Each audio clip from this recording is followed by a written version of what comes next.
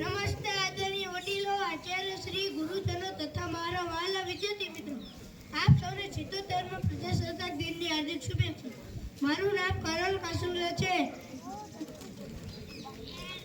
હું ધોરણ 5માં અભ્યાસ કરું છું. આજે હું તમને જ્યારે ભારત 77મા પ્રજાસત્તાક દિન ઉજવી રહ્યો છે ત્યારે વિતેલા વર્ષોમાં વિવિધ ક્ષેત્રે જે વિકાસની હરણફાળ પડી છે તેના વિશે થોડી વાત કરવા માંગુ છું.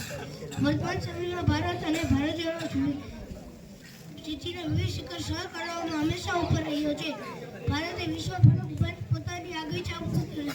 ભારતે વિજ્ઞાન, રમતગમત, આર્થિક, સામાજિક, આધ્યાત્મિક, આરોગ્ય તેમજ શિક્ષણ તમામ ક્ષેત્રે વિશેષ સિદ્ધિઓ મેળવી છે.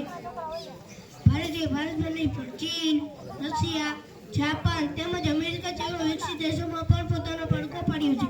ભારતમાં વિકાસ કરવો પડકારરૂપ બાબત છે, પણ એ પડકારોનો સામનો કરવાની શક્તિ ભારતના નાગરિકોમાં રહેલી છે.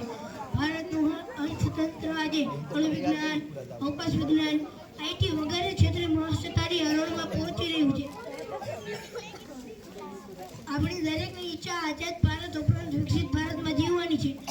માટે આપણી ઈચ્છા પૂરી કરવા માટે આપણે સૌએ વિકાસશીલ ભારતમાંથી વિકસિત ભારત બનવા એક સાથે પ્રયત્ન કરવો પડશે. આપ સૌએ મને શાંતિથી સાંભળી